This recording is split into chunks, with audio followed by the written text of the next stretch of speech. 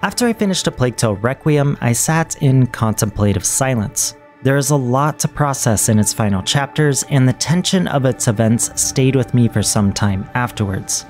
That is the sign of a good narrative. But I really knew Requiem stuck the landing because several weeks after completion, I still thought about what happened to Amicia, Hugo, and the rest of the cast.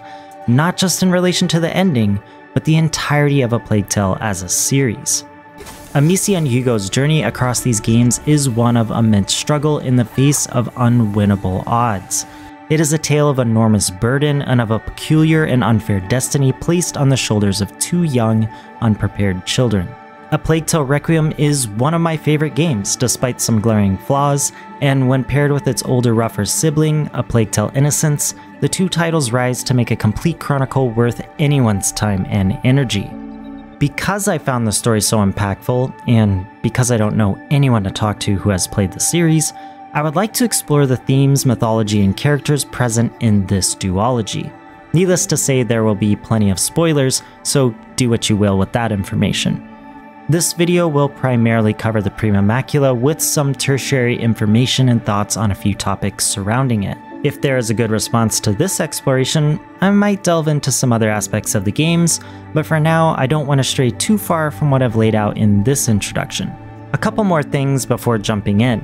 There's a lot about this series that is shrouded in mystery or, frankly, plot holes. That said, almost everything I'm going to cover in this video is speculation or theory crafting. It doesn't mean what I'm going to say has no merit, at least I hope it has merit. But it does mean if you disagree, that's completely valid. I'm not claiming to know the answers. I merely wish to present some interesting ideas that might enhance the narrative. Also, I will primarily stick to the two games, A Plague Tale Innocence and A Plague Tale Requiem, along with various interviews or comments from those involved in the game's creation. Unfortunately, I do not have access to the supplementary works like art books or the untranslated A Plague Tale Tenebris. If you have those works and wish to comment on any corrections or missing information, please do. I'd be very interested to know more. Alright, enough with that, let's talk about Plague Tale.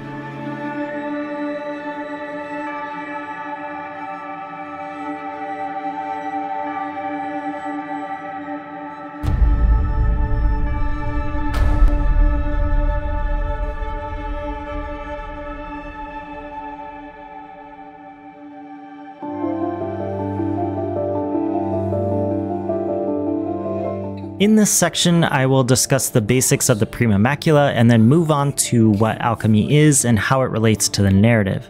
I think understanding the macula is paramount to understanding this series, and I'd argue its role is equally as important as the relationship between Amicia and Hugo, as it informs how their relationship evolves.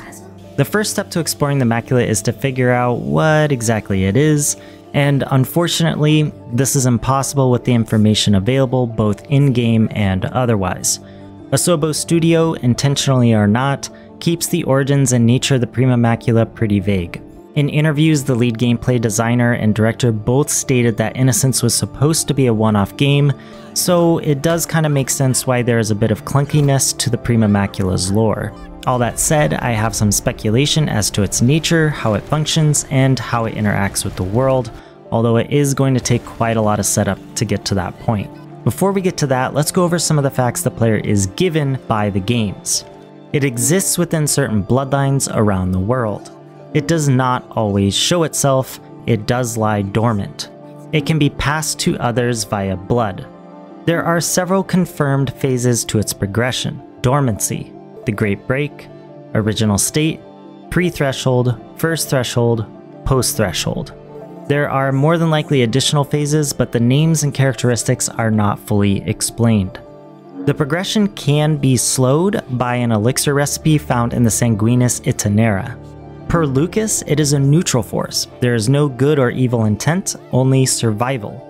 Also, it evolves with the carrier. As a contradiction, per Laurentius, it is pure evil. There are instances of it appearing at other locations around the world. There is no solution or cure. It can breed and release plague rats seemingly from nothing. And really, that's about it as far as hard facts that I can confirm through environmental clues or character exposition.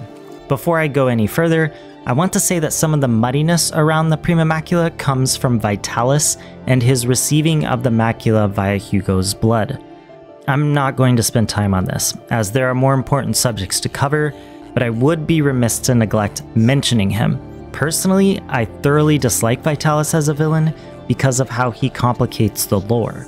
I will be touching back on him later in the video, but I want to make it clear that I find him to be a major plot hole for a variety of reasons.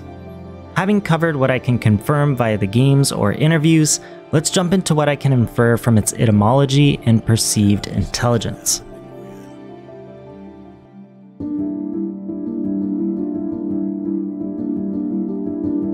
While the player isn't told exactly how long the Prima Macula has existed, there are a few tidbits that indicate it has existed since the dawn of time. The first clue is its name. As far as I can tell, Prima is the feminine form of primus, which can mean first or before. I find it interesting that the feminine version is chosen versus masculine or neutral, and this will surprisingly hold significance later. In a nutshell, Prima is telling the audience that whatever the Prima Macula is at its core, it is the first in order or primal. Macula is generally considered to be feminine, but it can be used as a proper noun in the masculine form. I don't think that's happening here. Again, the feminine aspect is important, as we'll see later. Macula has a broader meaning than Prima, so let's go over some of the options. In a general sense, it means blotch, blemish, stain, or spot in relation to clothing or skin. This obviously fits well with Hugo's transformation. His skin is disfigured and veins blackened. There are a few other meanings of note, however. It can also mean blight, shame, or stigma.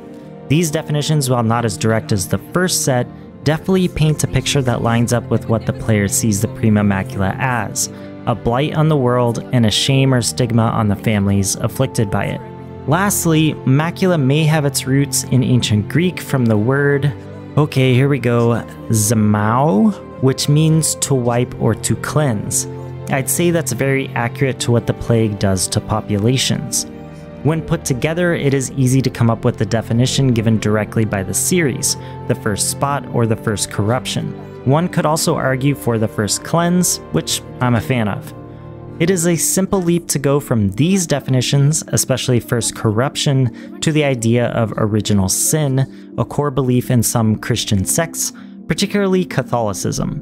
While I find this to be a fun rabbit hole, I'm not convinced the Prima Macula is related to original sin. First, original sin has a very negative, ungodly connotation. It indicates transgression against God, but this transgression is largely associated with particular denominations of faith, rather than a universal acceptance in Judeo-Christian religions.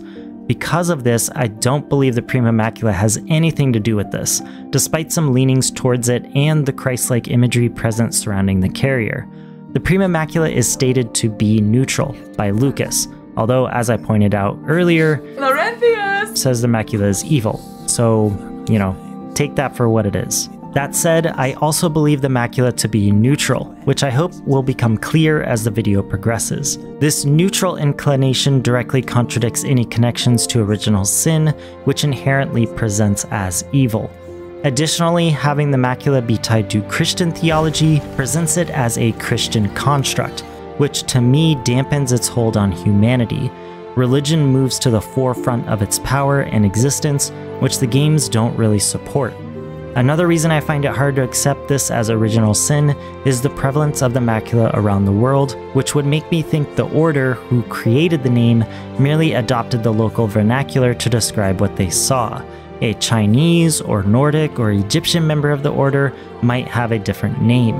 There are a lot of variables to account for that discredits the leap from Prima Macula to original sin.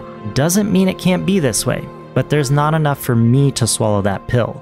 I encourage others to go into more depth though, and I'd love to hear whatever findings there may be. This could be the right path to discovering the true origins of the macula, but based on the research I did and what the games present, I'm not convinced. Someone who is more familiar with these subjects is welcome to provide further insight in the comments. You have no idea how I have suffered. Now, let's consider who gave the Prima Macula its name, the Order. While the Order will be discussed in further detail, I wouldn't discard why they came up with the name. Prima Macula is firmly rooted in Latin, which aligns with the Justinian Plague's time period. I don't think it's a big leap to say the Order used these terms because it was their first encounter with the entity, or at least the first time a group recognized the plague as an entity. The Justinian Plague is also the first recorded instance of the bubonic plague and is referenced as First Plague or First Pandemic. This also ties to the name being less associated with any particular religion, and instead the realities surrounding the creation of the name. Sticking with real-world history, the plague has a very long past with humanity. Studies as recently as 2018 show strains of the plague infecting people from 5,000 years ago. How long the disease has been with humanity is unknown, but it appears it might be responsible for many mysterious disappearances of entire populations in antiquity around the world. Lucas specifically states the macula evolves with its carrier and changes the world whenever it appears. In parallel, the real-world plague has evolved alongside humanity. There are several modern strains, but these are different from ones discovered in ancient burial sites. This makes me feel comfortable stating the Prima Macula is at least as old as humanity, similar to its real-world basis. There is also the dormancy of the Prima Macula, which corresponds with dormancy periods for the plague. This also ties with the alchemical imagery throughout a plague tale, but I'll touch on that later. Based on its etymology and real-world counterpart, the Prima Macula is an absurdly old thing that has evolved with humanity every step of the way. While it's clear the macula causes tremendous destruction whenever it appears, considering it as an antagonist or foil to the rest of the characters is kinda like shaking one's fist at a tsunami about to crash on the shore. The tsunami is not biased or intentful, it merely exists and does what a tsunami does, break on the coast. It is nature. It is consequence with an unknowable motive, and much like the tsunami, the Prima Macula is all-consuming without thought until its wave dissipates, leaving the remnants of civilization to rebuild in its absence. Viewed from this perspective, Lucas is correct. The Prima Macula evolves with its host, but it also changes the world whenever it awakens. This change may be extremely hurtful in the beginning, but it will lead to a stronger future after the pain has passed. Is this a very positive spin? Yeah, of course, but it is something to consider when we as the players don't have all the answers. That's not to say that Prima Macula doesn't have intelligence or motive, which I'll show in a minute, but I think it's important to keep in mind the macula's goals are fundamentally different from a human's, meaning its quote-unquote evil actions or motives are merely its nature butting against humanity's desire to survive. I don't view it as any more evil than I would view a lion killing a gazelle. If the lion is to survive, its very nature demands that it kill prey. The macula simply doesn't recognize or abide by human morality or laws. Can it be judged by a system that was never made for it in the first place? I find that hard to answer. With her, I tried so hard to believe this world wasn't just blood and war. That I could throw a blanket over these flames. But the truth is, people like us, we are born to feed that fire.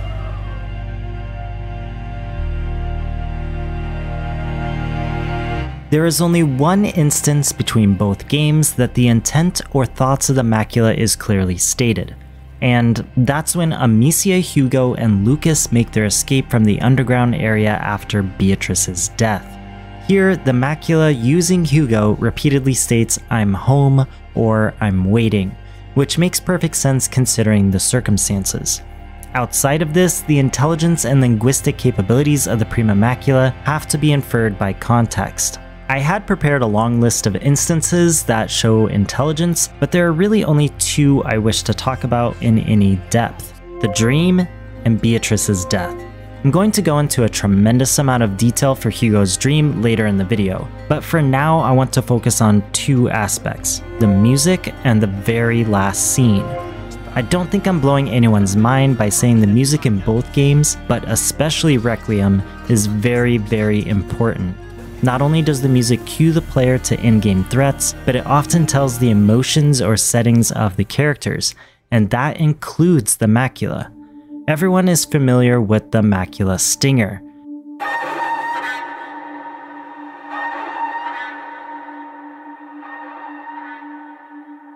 But its equal is the choral arrangements heard throughout the dream and several other areas of the game when the macula is attempting to communicate. These soft murmurs and unintelligible cooings are the macula's vocalizations within Hugo's head. They show up at several points during Requiem, but are most prominent during the dream. Here, the macula wants Hugo to understand what is going to happen as he and the macula converge into one. I'll discuss all of this in more detail, but the main reason I bring it up here is the dream is the first instance the player is cued into these sounds. They may very well be present in innocence, but the player is never made aware of them except when using Hugo's ability to call the rats, which leans into an almost calm orchestral arrangement.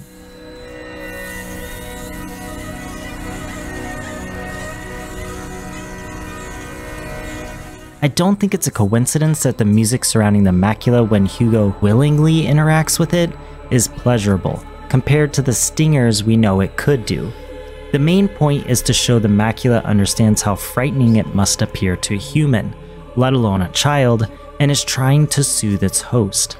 Is it successful? I'd argue it is in some instances, and it definitely fails in others, but the success rate is not the reason I'm bringing it up. I'm talking about it because it shows intelligence. It shows the macula isn't a disease. It's an entity with motive. That's the important part. As for the last scene of the dream, Hugo states he would like to bring someone with him to this place, and the phoenix, aka the macula, cocks its head in confusion. Why show this animation? Well, I believe the macula is confused because of the inherent nature of the dream and what it represents. Again, I'll give more detail later, but for now, understand the dream is a personal, intimate conversation between Hugo and the macula. Bringing another party into it is not something the macula wanted or expected. This shows intelligence and an understanding of language. Another instance of the Prima Macula displaying a supernatural level of awareness is when Beatrice is murdered by the Countess. When she is killed, the player is given control of Hugo shortly thereafter, and in the background are the soft callings of the macula's choral arrangement. I believe the macula knew she was dead and used this as an opportunity to push Hugo through the final threshold of complete surrender, since Hugo wasn't going to do it willingly as it had hoped. These two instances, among others, show the macula to be more than a brainless disease or thoughtless ghoul inhabiting Hugo. Consideration and instinct are interwoven. There are times the macula lashes out to protect itself, but generally it is patient and knows when to back off or push forward, which to me shows big brain activity. Its relationship with Hugo also indicates, at the very least, emotional and situational intelligence. Whenever Hugo is put under strain or placed in a dangerous situation that can't be solved by others around him, the macula steps in to ensure survival.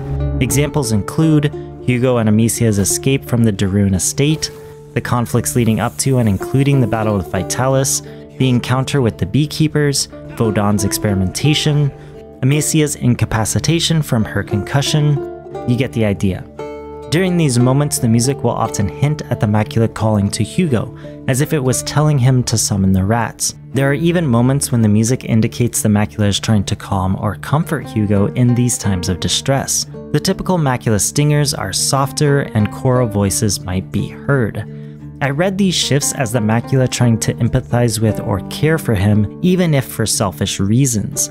It wants Hugo to call the rats to further its own hold within him, but it also needs him to call the rats to protect himself. A natural question at this point would be, why would the macula do all the manipulation when it needs Hugo to give in? Why not push the issue to move things forward? Well, explanation one would be the macula understands that if it progresses too quickly, it will kill the host. I believe that is one reason why it remains dormant when times are good. It has a goal of eventually becoming one with its host, but it understands the limitations of a child. This explains somewhat how quickly it progressed in Vitalis, a full-grown adult. There could be an ulterior motive as well. By allowing periods of calm, the carrier and protector get the opportunity to bond more and become closer, which will facilitate the carrier's survival. Explanation 2. It remembers what happened to Basilius and doesn't want to repeat that failure. Tipping its hand too soon leads to complications with organizations or people in power. Keeping Hugo physically safe and emotionally stable actually helps the Macula maintain a low profile. It wants Hugo to understand that, while it might not be wanted, it can be relied upon, unlike others in his company. This strategy does pay off in Requiem, as Hugo's insecurities and tribulations lead him to more comfortably rely on the rats as a first option rather than last resort. I believe these examples show there is more to the Macula than a bloodthirsty rat-making monstrosity. As a side note, I fully understand the games present emotional well-being or distress as the ebb and flow of the Macula within Hugo, not plans or reactions by the Macula. But consider the thresholds. These events occur regardless of how well the carrier is doing, but they can be accelerated by inducing stress. Why is that? Is it the stress itself, or is it the Macula reacting to a perceived threat?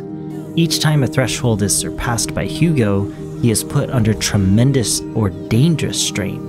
Would the Macula not defend itself in those instances? Also, consider what would have happened to Hugo if the Inquisition never intervened. Would he never progress, as Amicia later hopes a calm life would allow? Or does he keep moving through thresholds in his room at the de Rune estate? I believe the Macula would slowly test the boundaries and strength of its carrier. If the carrier can't survive the threshold, what's the point of continuing with that host? Something to keep in mind moving into the next section.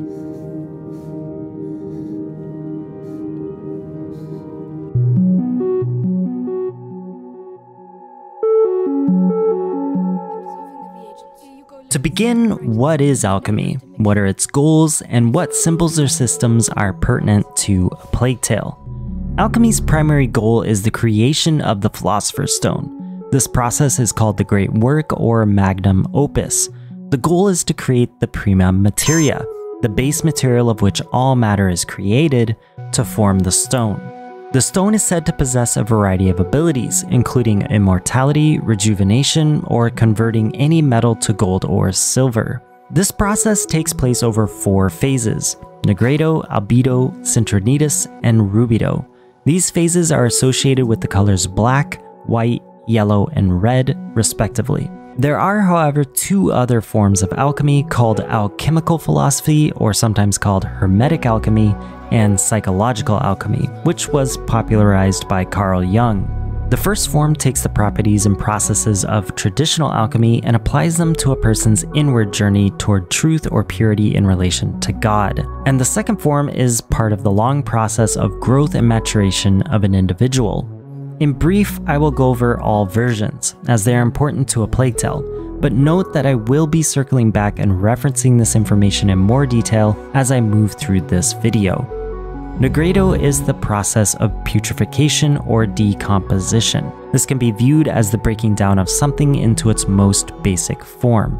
This was often accomplished by burning with heat or chemicals until the material was of a uniform blackness. Based on this description, it's easy to see how this phase can be quite violent. Hermetically or psychologically, this stage is associated with the breaking down of walls within an individual. This would allow one to get in touch with their unconscious mind. Here, despair is the ruler of the psyche as the individual comes to terms with all of who they are. This phase is fraught with pain and suffering, as the soul and superego, or that part of the psyche that governs and maintains the internalization of cultural rules and standards, come to a head. This phase has the potential to last a long time and even destroy future progression. Yes, because this world hurts, and it keeps hurting. Albedo is the process of taking the end product of Nigredo and purifying it. It is the stage of removing impurities from the material to bring it closer to Prima Materia. This stage is heavily associated with light and the color white. In philosophical alchemy, this stage is associated with the original purity of the soul. The idea being the individual strives to reach a level within themselves that brings them closer to what the true self or soul is. In Jungian psychology, this is associated with the discarding of an inflated ego, or that part of the psyche responsible for satiating the id in a safe manner. An alternative interpretation of albedo is the individual's awakening to a higher calling or a realization that the individual is part of something bigger than oneself, family, or country. This interpretation pairs nicely with several characters, especially Amicia and Hugo. Don't be sad. I'm happy to be here. Citrinitas is the process of yellowing. Most alchemists dropped this third stage by the 15th century, but I still find it relevant to A Plague Tale. Citrinitas is associated with the yellowing of mercury to gold.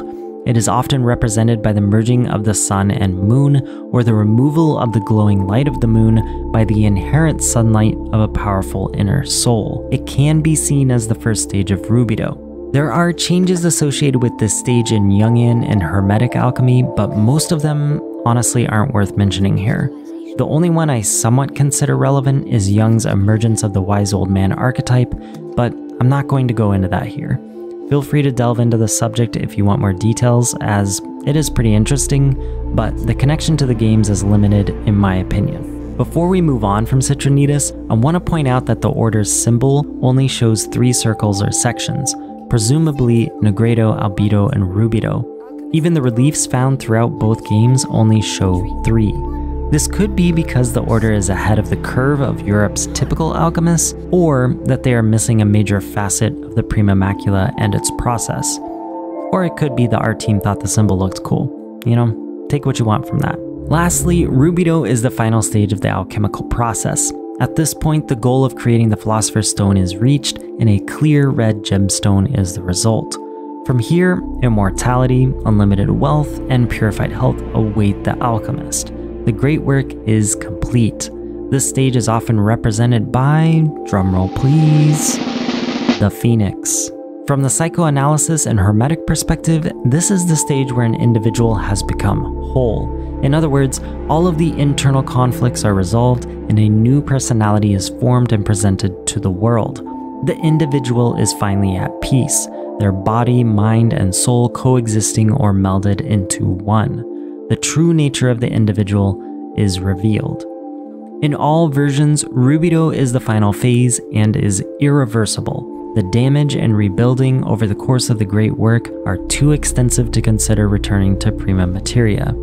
To summarize, the great work's goal is to create the Philosopher's Stone or complete an individual's journey into full realization. To achieve this, the great work goes through the stages of Nigredo, Albedo, Citrinitas, and Rubedo. In other words, the breaking down, purifying or building up, unification, and then wholeness of the Philosopher's Stone or individual.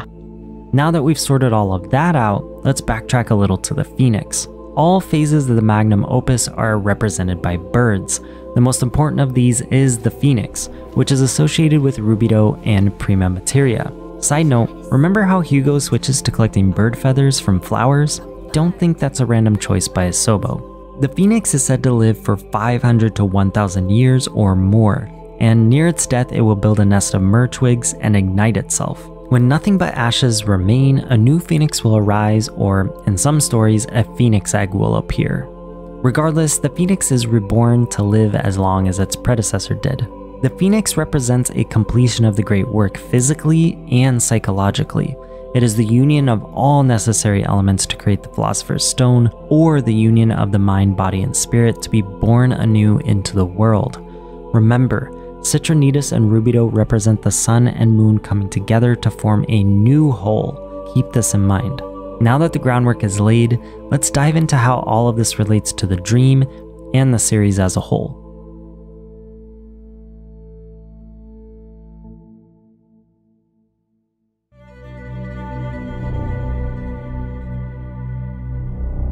Upon waking on the shore of an unknown island, which we later learn is Lacuna, Hugo is accosted by the Macula. Dark veins appear on his skin and the familiar macula stinger pounds in his head. A ways apart is a marvelous red bird, and it looks like typical depictions of a phoenix. As Hugo moves through a small cave and into an amphitheater, he complains of feeling bad, and the further he progresses, the worse he feels. All the while, the phoenix silently leads him along. A choir calls in the background with wordless sounds. Notice all the flowers here are red poppies, a flower associated with sleep, rest, and death. Also notice the parallel between this sequence and the ending of the mountaintop. Both siblings squeeze through a tight opening, birthing into an amphitheater or clearing, find a marker of death, and attempt to resolve the new person they've become because of that marker. At this point, Hugo complains of how painful moving forward is. This would correspond to Nigredo, and his blackening skin reflects this as well. As an aside, one can view this first section as a play till innocence in its entirety, very straightforward and narrowed in scope. The opening to the amphitheater is Requiem. Things appear full of possibilities, but the Macula is leading Hugo down a path with the consequences getting more and more excruciating. The vastness, the perceived choices available are an illusion. As the pain increases and the realization that his family won't be coming to aid him, the Macula calls Hugo more fiercely. At first, he tells it to stop, but he eventually relents and asks for help.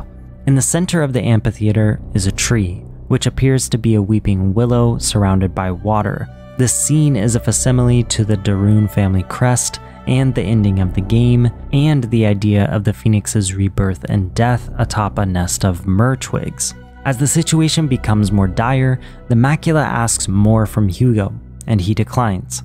At this point, the screen and surroundings turn black. Nigredo. The Macula persists and Hugo follows the phoenix to the water. Near the pond's edge, Hugo wonders if this is dying and that he doesn't want to die. The Macula stingers give way to an assuasive coral background. At this point, the Macula has broken down Hugo fully and will now try to push him toward the purity of merging with it. As I've pointed out previously, there are times the Macula will attempt to soothe or calm Hugo for its own purposes. Here, it is trying to coax Hugo into following this destination, to convince him that reaching this place will heal him. Now, I say place, but I only mean it in the confines of this conversation the Macula and Hugo are having. Personally, I don't think the Macula cares whether Hugo makes it to Lacuna. It only wants him to make it to the point of fully giving over. Once the water begins to heal Hugo, the background changes from black to white to yellow, but stops short of red. This could be simply an artistic choice, or it could represent that Hugo has not fully understood the significance of the phoenix or what his dream location represents, a joining of himself and the entity he carries. There is a lot of debate surrounding the dream and its intended meaning or meanings. On the surface, the Macula appears to be inviting or enticing Hugo to Lacuna, the last location the Macula completed its cycle, in order to be healed, and his sister also believes this. It sparks the entire events of Requiem. Within the text, that is the purpose of the dream, but there's also the foreshadowing element. The dream is Requiem from start to finish. It tells what is going to happen both in an obvious way and with the more subtle clues like the layout, trees, flowers, colors, etc. I think both of these interpretations are true, but not the whole truth. I believe the main purpose of the dream, from the Macula's perspective, is to communicate with Hugo that becoming one with it will take away all of his struggles and pain. Because the Macula can't directly articulate what it wants and needs from Hugo, it resorts to images, feelings, rewards, and punishments, much like training an animal. I don't necessarily think the Macula wanted Hugo to search for the island. I think it wanted to show Hugo what will happen if they join together. Peace for both parties. Maybe not peace in the traditional sense, especially since Hugo's free will and essence get absorbed into the Macula, but peace in the sense that both parties are able to rest and step away from the struggle. I'll get into this more later, but for now, let's finish up the dream sequence. After his miraculous healing, Hugo inquires about bringing someone else to the healing waters. When he suggests this, the phoenix cocks its head. Why? Why is it confused by Hugo's inquiry? The confusion stems from the inherent inner journey the alchemical process is. As stated before, I believe the Macula is communicating through imagery as best it can. It's trying to show Hugo the alchemical process that leads to two becoming one. How can another party possibly partake in such a personal journey? They can't, directly. Now that I've covered Hugo's dream and some of the different ways it can be interpreted, let's talk about the series as a whole and how alchemy can give the player more clues as to what is happening with the Macula and some of the characters. And don't worry, the dream will be coming up more and more as the video progresses, so this is just our first touchstone with it. He was living here, playing here, sitting where you sit. Isn't that astonishing? Yes. And he loved tents, just like you. You love tents? Me too. He had a phoenix. Yes. Maybe he dreamt the same dream as you. Let's see what else he left us.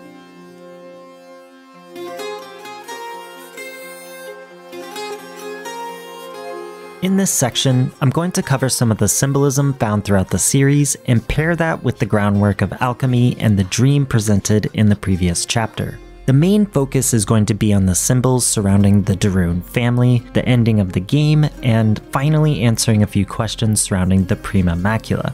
Namely, what is it, what does it want, and how does it accomplish its goals?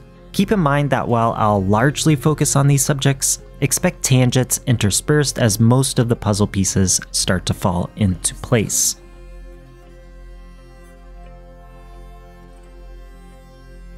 The first place I want to look is the Rune family crest and medallion. In all instances, the crest showcases a tree with no leaves that sometimes has roots and sometimes doesn't, a sun above the tree, and a moon below the ground or roots of the tree. As discussed in the alchemy section, these symbols are not for show. However, they are not as straightforward as it seems at first blush. Before diving into the quagmire that is the sun and moon, let's take a look at the tree. This tree clearly represents the same tree encountered in the dream and, by extension, the tree-like structure at the end of the game that houses Hugo and the Macula. In the dream, this tree is a weeping willow. At least, that's what it appears to be based on my limited arboreal knowledge. Weeping willows have a very long history and association with graveyards, cemeteries, and death in general. They are common sights surrounding mourning, grief, or loss. Obviously, A Plague Tale is filled with narratives and imagery dealing with these subjects. To have a willow front and center in the iconography of the Runes as well as the dream presented by the Macula, it would appear both parties are well aware of the hardships to come and what awaits the family. The willow is also a symbol of adaptation in difficult times. Its long drooping branches shift and move with the wind and rain. Here, the Rune family is shown to be a lineage of resistance to breaking, of withstanding even the heaviest of loads and darkest of times. This matches everything the player is shown about the Runes. In the face of adversity, they do not falter, they endure.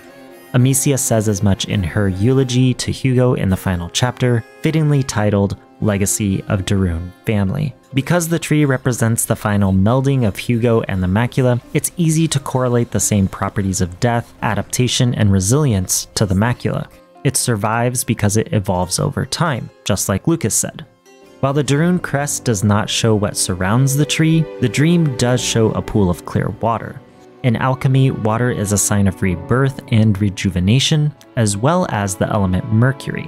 Mercury was seen as the base of all metals and essential to the formation of prima materia.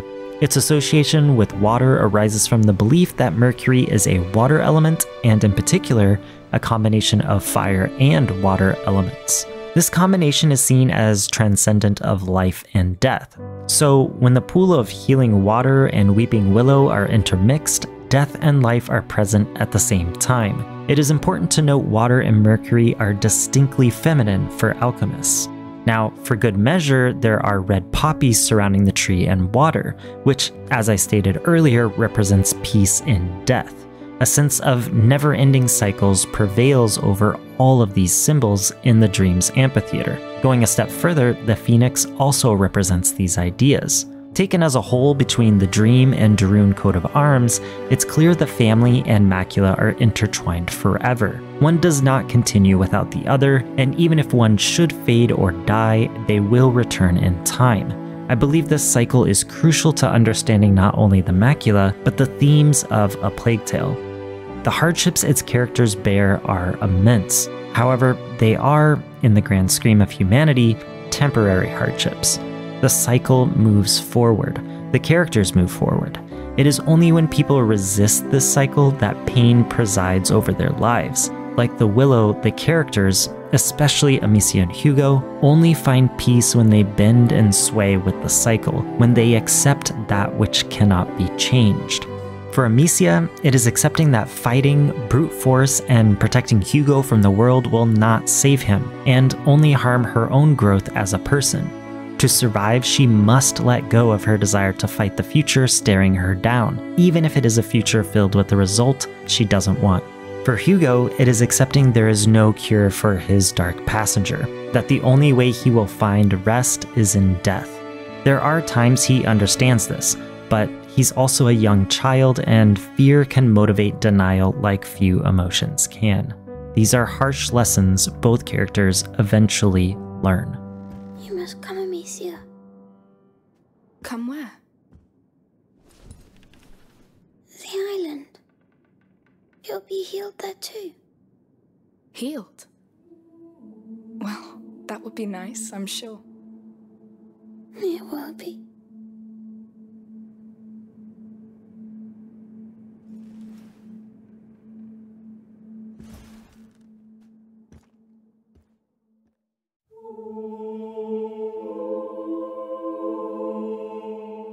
If I follow strictly what the game outright says, the sun is Hugo and the moon is the Prima Macula. Lucas pretty much spells this out when the nebula appears. What Lucas states makes perfect sense. From an alchemical perspective, the moon is feminine and is strongly associated with Mercury, which is also feminine. As discussed in the etymology section, the name Prima Macula is distinctly feminine. With Lucas saying the moon devours the sun, it's easy to see the Prima Macula consuming Hugo. In alchemy, the sun represents the inner light or soul, so in this case, it is the darkness or the moon consuming that inner light. As a side note, Lucas also points out the similarity between the nebula and a crucible, which is a basin or bowl used to develop the Philosopher's Stone by combining all the necessary elements. That's not a coincidence. Now, why is Hugo the sun? 1, it's masculine in nature. 2, the sun is often referred to as a king, which is strongly connected with Hugo in both games. 3, it is linked to sulfur, which is tied to Citrinitas or the yellowing. This third statement might not make sense at the moment, but it will in due time. As another side note, when playing through Requiem, keep an eye out for sun and moon motifs. They show up in a lot of places, some obvious and some not. For example, in the cutscene introducing Vodan, the camera focuses on the fresca in the background showcasing Lacuna, but to the right and left are the sun and the moon. That's not a coincidence. With the moon as the macula and the sun as Hugo, how does it all fit together? This is where what I believe to be the Prima Macula's life cycle comes into play. The macula is unending. Both the game and this video have made that pretty clear. What isn't clear is how the macula functions and what it wants. So how does it function? I believe the Prima Macula, which resides in multiple bloodlines, survives on 2 different sources: the physical realm of the rats and carrier, and the emotional and spiritual realm of the carrier and protector. The first part is simply the rats and the havoc they wrought. The rats facilitate the physical needs of the macula and showcase the raw power it can bring to bear if provoked. I associate this side of the macula with a primal fear in humans and the ravenous, disease-spreading nature of plague rats. In other words, this is death and violence in capable hands. The rats allow the macula to interact with the physical world, with the carrier acting as a conduit. And why would the macula need rats? Well, to gather resources. Much like the phoenix gathering myrrh twigs and sticks, the rats gather the bodies and limbs of humanity to form a nest. The end goal of this gathering is the nebula, which will allow the macula to rest and then be reborn. Using this logic, I believe there is a threshold to the amount of culling needed to form the nebula. What this amount is, I have no idea, but it is a large amount. Hugo, via the macula, is responsible for a tremendous amount of death, but it is only at Marseille that the nebula forms. I believe this occurs because several requirements are met. First, the physical quota of death, aka the natural resources, is surpassed. This could be a cumulative total, or it could be that Marseille contained enough people. I'm not really sure which is correct, but I also kind of feel it's not important. Second, The spiritual and mental side of the Macula's journey is complete, which links back to the dual nature of the Macula. Before arriving in Marseille, Hugo surrendered to its will, in turn surrendering to the cycle. Before I drop my discussion on the rats, I want to point out the method to defeat them: light. Yes, it's a neat game mechanic, but it also goes a little deeper. During Citrinitas, the sun or inner light is supposed to take over and meld with the moon or the imperfect reflection of the inner light. The physical struggle against the rats using light is a representation of the spiritual struggle occurring within Hugo. When the rats can't escape the light, they sort of evaporate, which would imply that the light is too much. In other words, the sun and moon didn't merge and was unsuccessful at reaching Rubedo. Or it could imply that the game developers needed a way to clear them from a player's path. You know, tomato tomato. Back to the explanation as planned. In the dream, Hugo reaches the Citrinitas stage, but he doesn't quite understand that to rid himself of the Macula's torment, he must allow the Macula to complete its cycle. He must allow it to progress to Rubedo. I feel Hugo realizes this after seeing the tree in the inner chamber of the temple and Basilius's remains. At these moments, he understands that no matter what Amicia or Lucas or his mother does to quell the Macula, it will eventually win in some way. It will either kill him, ending the cycle early, or it will complete its cycle and go dormant. This realization is seen in the dream, and much like the dream, the realization is short-lived and near the end of his journey. At the end of Requiem, the cycle is completed. The Macula gets exactly what it wanted, and Amicia and Hugo helped it get there. The extra scene after the credits adds further proof that the cycle was successful from the viewpoint of the Macula. This leads me to how I believe the Prima Macula cycle works. The Macula essentially has one goal: die on its terms. Much like the Phoenix, it needs to gather enough resources to create the Nebula, which, in my opinion, creates a sort of preternatural egg the Macula can be reborn out of later or into another dimension entirely. The rats complete the physical necessities. In order to do this, the Macula's carrier must survive the thresholds and stay alive long enough for the rats to do their job. The carrier needs to surpass the thresholds so the link between the rats and the Macula remains steady and strong. Again, the carrier is a conduit. If the conduit is insufficient, the Macula can't do what it needs to do. If the carrier dies early, either by the thresholds or external forces, not enough resources will be gathered and the Nebula never forms. Without the Nebula, the Macula's cycle can't complete. I postulate if the cycle fails, the Macula will emerge in someone else sooner than later to try again. Based on the frequency of the bite, the Macula appeared to fail very often, until the Justinian plague. My guess is the failure stems from either the host not surviving even the first threshold, or an external force killing the carrier intentionally or otherwise. This is complete speculation on my part, but I think the Justinian plague and Black Death are the first recorded instances of the Prima Macula completing its cycle, which is why the plague goes dormant for such a long stretch of time. While the suffering is immense when the Macula succeeds, the reward is a long period of rest for humanity and the Macula. The key here is rest.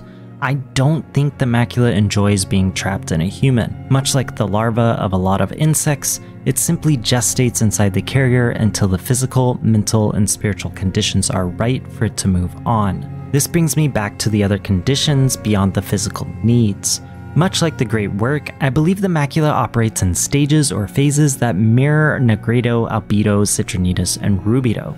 Once the carrier breaks into post-threshold, they are firmly in the Nigredo stage. The Macula must break them down in order to build them back up into accepting it. This is why Hugo's pain and struggles never really go away until the Macula takes over, which can be seen after Beatrice is killed. At this point in Requiem, Hugo is gone, and never really comes back. He surrendered to the Macula. I'd argue Hugo's stand to protect Amicia and Lucas was the start of his Citrinitas phase, which begins the merging of himself and the Macula. I understand the game presents his final surrender as occurring when Amicia appears to die, but with what little screen time Hugo gets on the ship prior to this event, it's apparent he's changed. He's no longer the little boy from Innocence. During the exploration of Lacuna, he learns his dream was a trap laid by the Macula. He learns the fate of Basilius and that he will suffer a similar one. Note, as I stated earlier, I don't think the dream is necessarily a trap, but from Hugo's perspective, it would seem that way. The merging of his mind, body, and spirit with the macula has begun. There may have been a small tinge of something that was just him while on the boat, but the macula is firmly rooted at this juncture. Even if Count Victor hadn't shown up, the mountain home was not going to save him. Hugo was doomed from the beginning, and his desire to save others overrode his desire to remain in control. The macula would either kill Hugo or complete its cycle. There was no winning for Hugo in the way a story would often present, i.e. finding a cure or defeating the macula while somehow keeping Hugo alive. To further cement this as Hugo's true death, the music that plays during the cutscene following Beatrice's death is titled The Night, a direct reference to the moon taking over the sun. Olivier de Vier even stated as much in a recent stream discussing this scene. No music, of course. And remember, I told you about the music, the metaphysical music at the beginning. No! Answer me! Say something! It's back here. Hugo! No! What you can tell yourself here is that although he's waking up, he's dead. We're all right.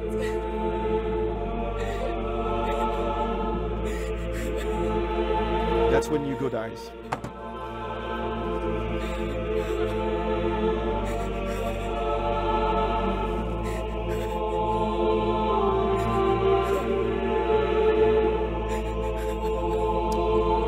All right.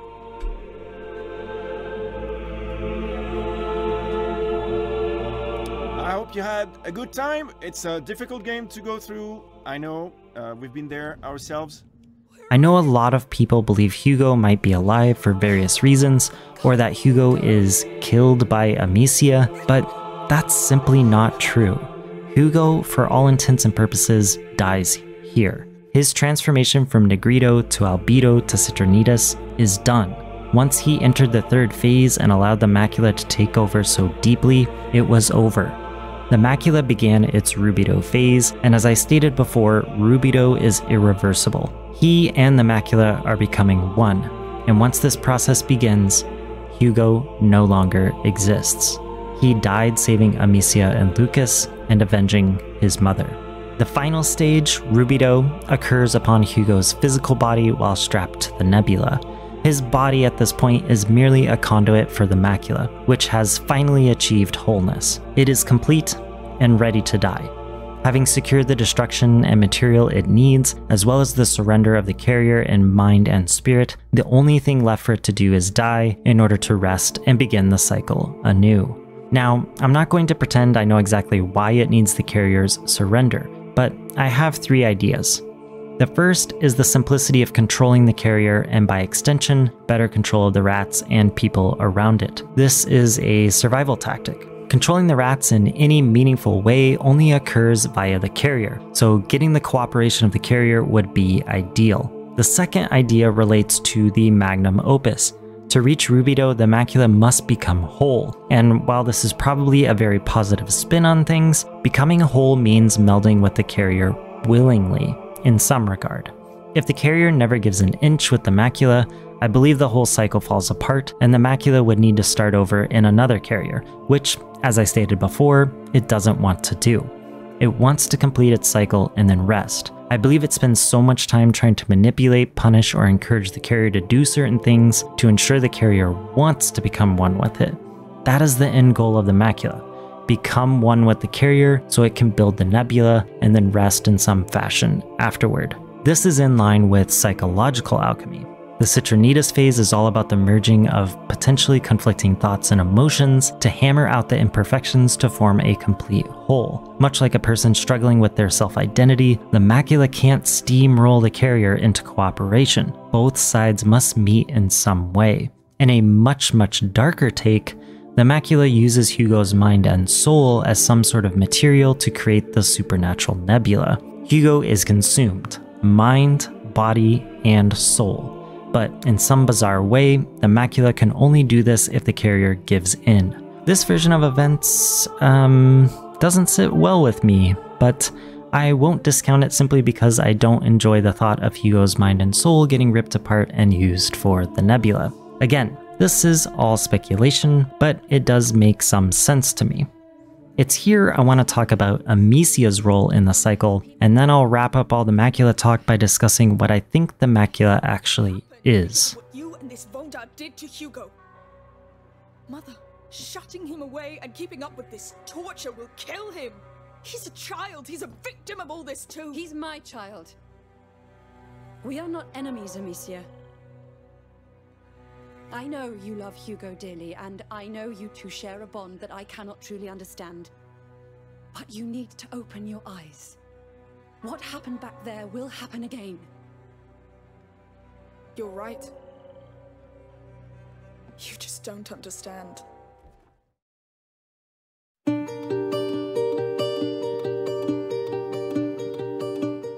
Jumping back to the sun and moon symbolism, the moon could also be Amicia, and there's a surprising amount of evidence to support this. I'd argue there might even be more than what Lucas states in support of the Macula. There is an intrinsic link between Amicia, Hugo, and the Macula. Amicia and Hugo are siblings, so that's obvious. Hugo and the Macula are symbiotic to a point.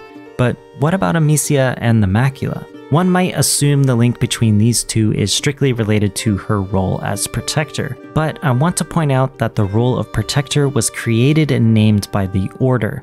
The games do not say the carrier and protector always exist as a pair. Vaudin specifically anoints and recognizes Amicia as a protector. He says it's her calling for her, but I don't buy into that for a variety of reasons. Amicia and Hugo fall for the carrier and protector roles because they have so little else to go on, and they are children trying to make sense of an impossible situation. What I think happens is the Macula recognizes how weak Hugo is and how powerful Amicia has become through the trials of innocence. It understands how she keeps him alive and in turn itself. There are moments when rats should have killed and eaten Amicia, and the angle presented is often that of Hugo protecting her. In Chateau d'Ambrage, Amicia survives ratnados by giving Hugo a hug and calming him down, and yeah, that works. It's an emotionally powerful moment for both characters that shows the deepening love and bond between them. Allow me to throw another layer on that. Consider everything leading up to this from the Macula's perspective. Hugo's powers have grown immensely. He survived the threshold and can now control rats. The Macula is coming around to the idea of Hugo being its ticket to completing the cycle. The Inquisition is fostering this growth. When Hugo shows up at the chateau, he is already in the grasp of his emotions, but also the Macula. His veins are blackened. His stare is volatile yet strangely emotionless. It seems kind of similar to how he behaves after his mother is murdered. Now, again, think of the Macula here. It is in a very cushy position with the Inquisition. Hugo is safeguarded and encouraged to tap into his abilities. But what else is happening in the background? My least favorite character, Vitalis. I must reiterate that I hate that Vitalis gets control of the Macula, but it is what it is, and what it is a rival Macula that Hugo's original must contend with due to limited resources. Going back to the chateau, it makes sense that the Macula wants the connections with Amicia severed because she is all that's left that might encourage him to stop delving into the Macula's power. But when she risks everything to save him, that changes. Yes, Hugo calms down and loses his hold on the Macula, but the subtext I read is the Macula recognizing how useful she is. If she's willing to risk literally everything to save him, she is willing to do anything to save it by proxy. So instead of killing her off, which I fully believe it could have done, it decides to use her to fight off Vitalis. Now, is there a ton of evidence to support this? No, not really. I feel it makes just enough sense given everything else I've discussed, and look, I'm trying to make sense of Vitalis, alright? Even the writer and director have stated they didn't have plans for a sequel when finishing up Innocence. There are holes here and there. I'm doing what I can to fill them in. Let's not even get into the fact that white rats are immune to the effects of light, which just, no, I'm not going there. Going back to the chateau, I also feel this speculation doesn't hinder the emotional crescendo of the chateau, as Amicia's agency still exists, and her powerful decision to care instead of fear shines through. Side note, when Amicia and Lucas return to the de Rune estate, there are several bodies left untouched by the rats, including Robert de Rune and a few servants. This always puzzled me when I played the first time, but thinking about it now, I believe they are untouched because rats far away from the carrier are largely left to their own devices, except they have an imprint of the carrier in them. This imprint separates them from normal rodents and indicates they were created by the Macula. Because Hugo thought fondly of those spared, the rats abandoned the bodies. When Amicia approaches her father, the rats take him away, presumably because Hugo made up his mind about leaving Amicia behind. His anger towards her subconsciously instructed the rats to hurt her physically or emotionally. There's not a lot of proof, but it makes just enough sense for me to mention here, kinda like the other theory I mentioned previously. Getting back to Amicia's role as the Moon, the Macula is a bit more confrontational with her in Requiem because she flat out does the opposite of what the Macula wants at several moments. In Innocence, they had a common enemy. In Requiem, they don't. But how does this all come together? Why is she the Moon? 3 reasons. 1. She encourages Hugo to use the Macula's powers when things get dire, thus pushing him and the Macula towards Citrinitas and Rubedo. 2. She completes the cycle of the Macula and kills Hugo's body. 3. Her ending sequence literally goes through the alchemical stages, culminating in the completion of the great work and her awakening to a new self. Let's go into some detail on each of these. Number 1. She pushes the cycle forward. Citrinitas represents the merging of the sun and moon, but this process begins from the moon's perspective. The moon is what exists, the sun is what could be, and Rubedo is what they will become. Amicia encourages Hugo on several occasions to rely on the Macula, and while she often says she opposes the Macula, her actions can contradict this. During the moments when it is most crucial for Hugo to remain calm, she will hand the reins over to him. I want to make it clear I'm not criticizing her decisions on this. When she encourages this the most, her own desperation and emotions are also running high, such as her collapse from injury or after her mother's death. The situations dictate a course of action, but that course is detrimental to retaining Hugo as a little boy versus as a vessel for the Macula. It would be easy to argue that Hugo doesn't progress as much as he does without Amicia. What are you doing? Please, please! I'll be a better mother. I'll be a better mother. You need more rats. Please!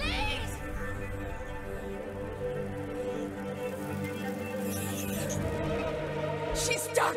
Take her down. Call more. Did you notice how the music shifts to the orchestral arrangement we heard in Innocence when Hugo takes control of the rats? This is an instance of Hugo willingly giving in to the Prima Macula, and guess what? The Macula stingers are gone. Even when the action picks up again, the choral arrangement plays. Hugo is all for this violence, and so is the Macula. This is just another subtle piece of proof the game provides to show that Hugo is slowly disappearing to the Macula. And as I've stated before, after this scene, he truly is gone, so it makes sense that the music reflects this change. Alright, back to what we were talking about before with Amicia. Number 2, she completes the cycle. Now, there is some debate surrounding what exactly happens between Beatrice's death and the final moments of the chapter King Hugo. I'll say up front that I don't have a definitive answer, and I believe the team at Asobo intended all of this to be a little vague to allow for audience interpretation.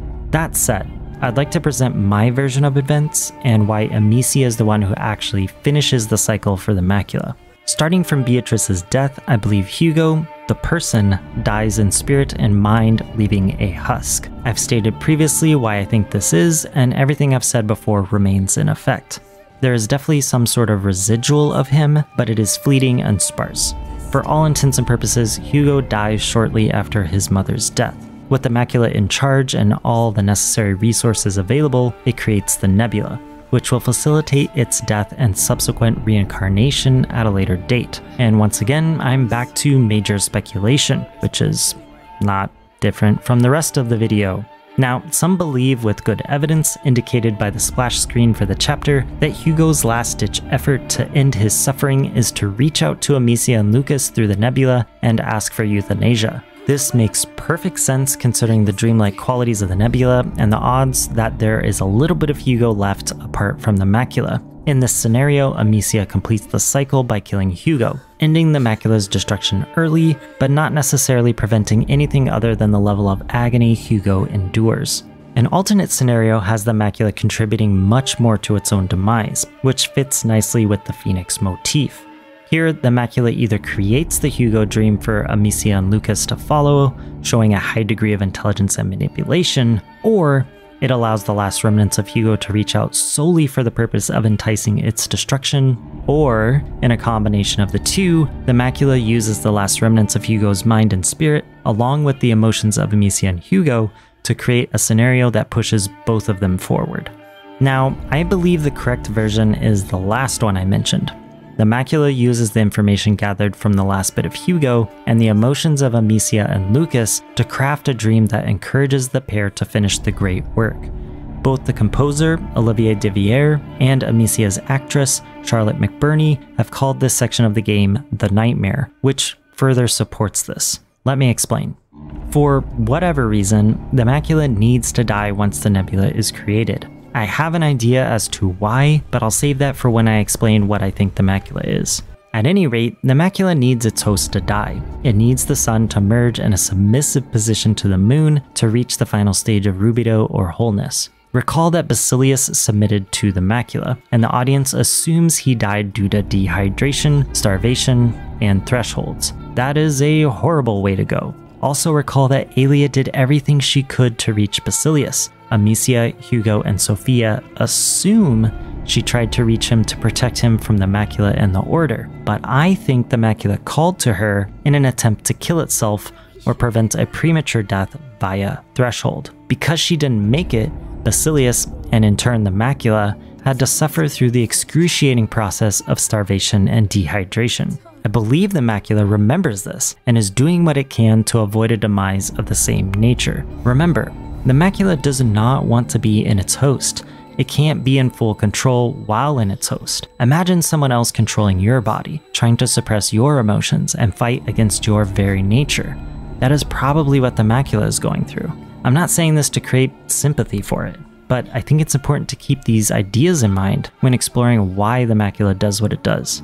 So with all that said, the final section where Amicia talks with Hugo and comes to terms with what she must do is a dream created by the macula, Nebula, and Amicia. However, before people jump off in the comments about how dumb that is or how that destroys the ending for them, I want to propose why I feel this ending is even better than Hugo reaching out, and I want to show what evidence exists to support that theory. Number 3. Amicia experiences Nigredo, Albedo, Citrinitas, and Rubedo. Okay, here we go. Everything's coming together now. To set the stage, I want to draw attention to A Plague Tale: Innocence, in particular the dominant color of that title, black. The main screen is black, the chapter transitions are black, a lot of the key art for that game is black. Contrast this with Requiem. The main screen is white, the chapter transitions are white, a lot of the key art for the game is white, and some of it is yellow, which is interesting. Nigredo, Albedo. For Amicia, Innocence is her breaking down, and Requiem is her coming to terms with what's left and trying to purify this new person she's becoming. I hope everyone is on board so far. Jumping ahead to chapter King Hugo, the nebula is white. Until this point, I have not addressed the name of the nebula because this is when it is important. Nebula is very much rooted in cosmology and astronomy. A nebula is a giant mass of gas and debris either left over from a supernova, a giant explosion resulting from the death of a star, pretty obvious now, right? Or they are considered interstellar nurseries which birth new stars. Notice how nebulas are tied to birth and death. When Amicia enters the nebula, it is white with black ashes floating in the air. Again, the transitional nature of the nebula is apparent. Once Amicia sees the Phoenix statue and heads towards it, the nebulous fog transitions to yellow. This is reflecting Amicia's shift from Albedo to Citrinitas. Remember, Citrinitas is the beginning of the moon and sun merging, the beginning of one's inner light overtaking the reflection of one's true soul. Amicia struggles through this stage as she grapples with who she was and who she must become. Let's talk about the next section when she ignores the Phoenix statue, because this gets pretty interesting. As stated earlier, the Phoenix represents the Macula, but the Phoenix statue represents Amicia's misguided optimism surrounding Hugo's condition and her denial of what she's become. A murderer, a zealot for keeping Hugo alive at all costs. Following the statues on Lacuna led to the horrific realizations of Basilius and Aelia, as well as cementing Amicia's steadfastness in saving Hugo, which I talked about earlier. Following the statues in the Nebula has a similar effect. She literally goes in circles chasing something that isn't there. This loop reminds me of those who succumb to conspiracy theories like QAnon. Even if counterfacts are presented, the Phoenix statue, aka the denial, the mental gymnastics, the blind faith, will always lead the believer back to the closed loop of conspiracy. That's Amicia.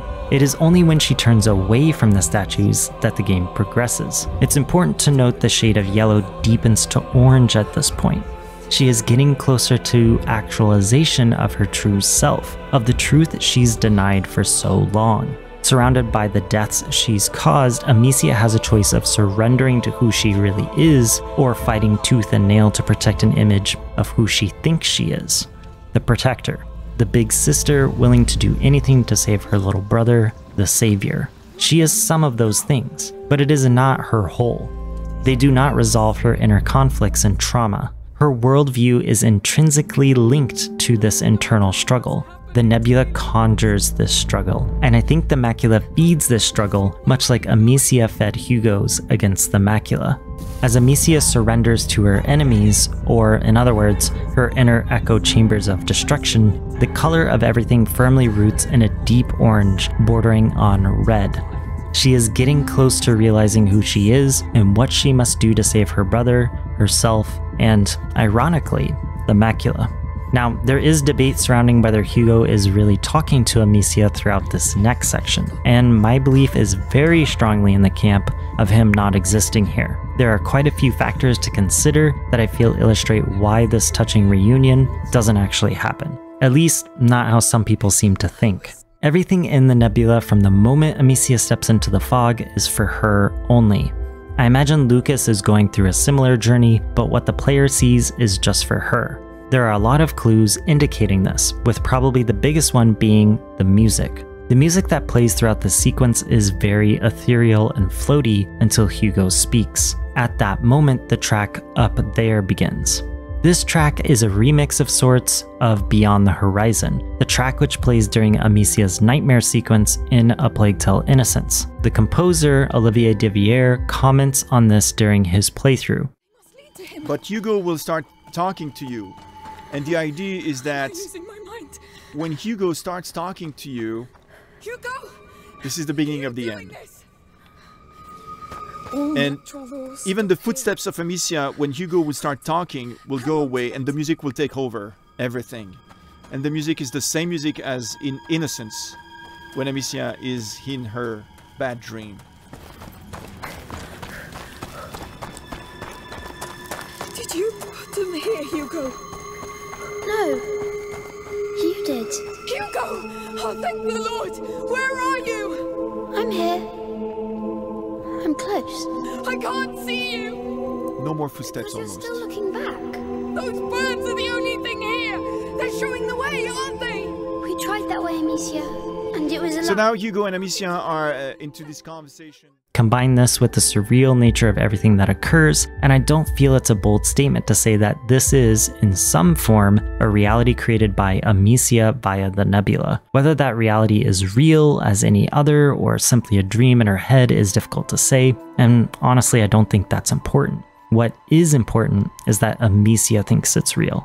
On her walk of death with Hugo, it's clear Amicia subconsciously understands all the destruction left in her wake. Even though others have pointed this out to her, it is only when she recognizes the problems does she feel the need to rectify the situation, much like a conspiracy theorist leaving the haze of their made-up reality or an addict admitting they have a problem. This walk is another reason I believe Hugo is not real. He doesn't talk like Hugo talks. He says things that would sound very unnatural for a 5 or 6-year-old. His maturity doesn't fit everything presented until his death on Lacuna. Something is off. Now, this could mean Hugo in this sequence is actually the Macula manipulating Amicia, but I don't buy that here. It could also mean Hugo's merging with the Macula has aged him rapidly, and while I think this is a cool idea, I don't think that's what's happening here either. I believe this is all Amicia's doing with the help of the Nebula, the residual spark left of the real Hugo, and the Macula.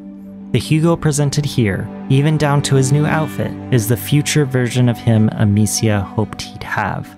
A child given the chance to grow up, a child who forgives her for all the horrible acts she's performed in the name of his survival. This Hugo is guiding her through Citrinitas, and he's successful in doing so. This Hugo is telling Amicia exactly what she needs to hear and how she needs to hear it in order to do what must be done. She needs Hugo to say he wants to die, so she doesn't feel like a murderer but still his protector. She's known for some time that death is his only escape, but she denied this fact. Once she crosses the final threshold of Citrinitas by closing the door, everything is red and the sun is setting. The strange dream noises and music return until Lucas appears. He brings her back to reality. The sun is now firmly supplanted by a dark sphere. It is beyond the horizon. Regarding the rats pulling away from Lucas and Amicia as they move toward Hugo, there are two explanations. Either Hugo is making them part, or the Macula is. And I don't care which one because Hugo is the Macula and vice versa. Hugo does not exist without the Macula at this point, so with that said, does it really matter? The Macula needs Amicia to finish the job. Hugo wants to die to stop his suffering. Both want the rats to allow Amicia and Lucas's procession. In summation, Amicia goes on a spiritual journey inside the Nebula and grows out of her Albedo stage, learns who she really is, and uses this knowledge to let go of the person she used to be, the person who couldn't do what needed to be done. The Macula in turn reaches Rubedo, which means Hugo also reaches Rubedo to some extent, but more realistically, poor Hugo never makes it beyond Citrinitas. One final piece of evidence are the songs, A Plato Requiem and O Ma Belle Lune. I'm not going to go line by line on the lyrics, but the main takeaway is the imagery of the moon and sun. Amicia, the moon, is mourning the loss of Hugo, the sun, and the bright light he shone on her life. Note these are requiems, which are songs created and sung specifically for the dead at their wake. The entire game's narrative is revealed in the opening theme song, beautiful and all the more fitting of the cyclical way the story behaves. I feel the siblings were destined to be apart. Either they both perish against the Macula, or external factors, or Amicia survives at the expense of her brother. Unfortunately, I don't think there was a way both would live to old age. In this sense, Amicia is the moon and Hugo the sun. Together, along with the Macula, they create the de Rune family legacy. So, in the end, what do I think happened? Amicia and Lucas entered the Nebula. The Nebula shows each what they want or need to see and hear to reach the conclusion of killing Hugo. Amicia stops denying who she really is and what she must do. Speculatively, I think Lucas also knew there was no cure, and Hugo would have to be killed, but he didn't want to accept this. Partially because he didn't want to do it, partially because he knew it would devastate Amicia. After both receive what they need, they come back to reality and one of them kills Hugo. Hugo is set free of his burden. The Prima Macula completes its cycle and goes dormant, I guess. I'll touch on that later. The Nebula fades, but the plague rats and their disease will take years to run their course. Amicia is finally whole by discarding the labels she forced onto herself to keep fighting for a dream. Some may dislike this interpretation of the ending and the Macula, and that's totally fine. The narrative leaves a lot of room for discussion, which is a great thing. My one hope from this section is that I've presented a different way to examine what's revealed in the games. Let me know what you think happens in the ending and how the Runes are intertwined with the Macula.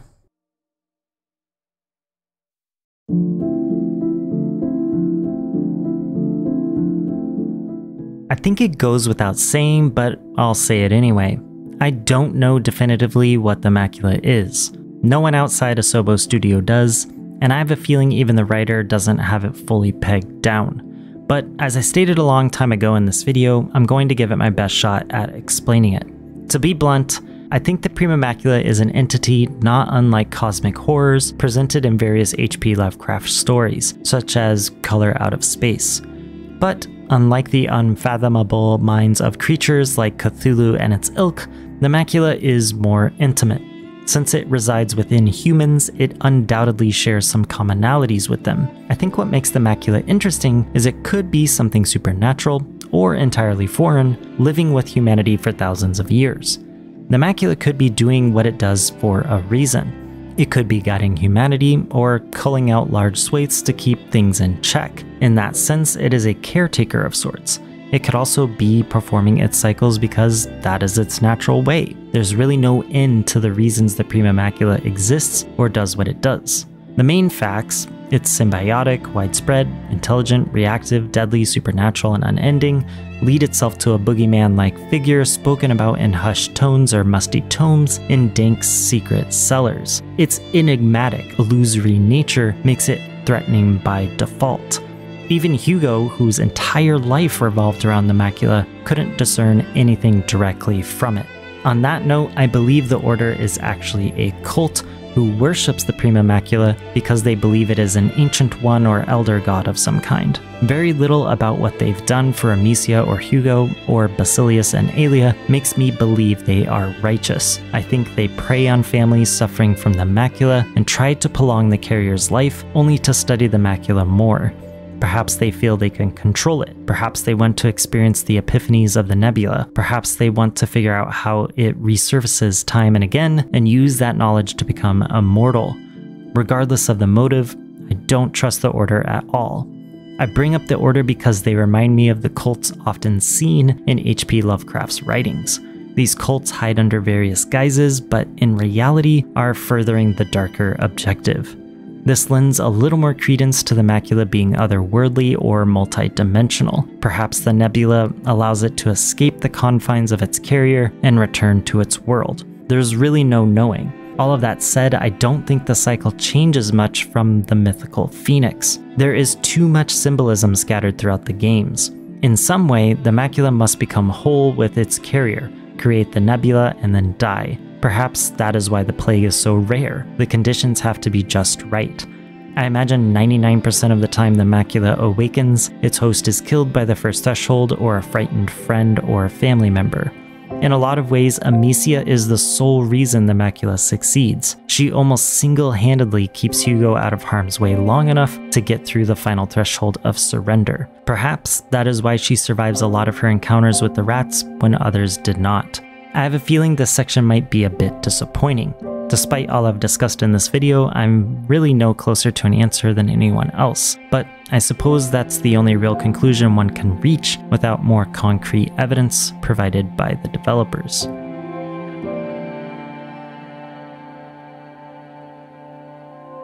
Well, that certainly was a lot. I spent way more time than I probably should have thinking about this series and researching different avenues to expand on my understanding of its narrative. As I stated in my introduction, most of what I covered is my opinion, supported by what evidence I could locate. Is it perfect? Of course not. Does it solve every question? Again, of course not. Did I leave out a lot from this video? Absolutely. Are there areas I didn't even think about thoroughly? Again, absolutely. But that's where you come in. Help me fill in these gaps. Tell me about your experiences with the game. Do you think I'm way off in my analysis? Did I miss a key piece that will upend everything? I truly want to hear about it because I find this series fascinating and impactful on a lot of levels. I honestly don't know how I feel about digging deep for symbolism and incorporating alchemy into the character development of Amicia and Hugo, even though there is a lot of evidence sprinkled throughout the series to support digging deep. At the end of the day, Asobo created a compelling adventure about a brother and sister who learned to love each other. And while the ending crushed me in a way few pieces of media have, I'm glad I embarked on this journey with the de Rune siblings. If you found this video interesting, please leave it a like and subscribe. It really helps out the channel. Also, let me know if there's a game or a series you want me to dive into next for review or analysis. Alright, stay safe out there. Have yourself a good one. I'm happy to be here with you.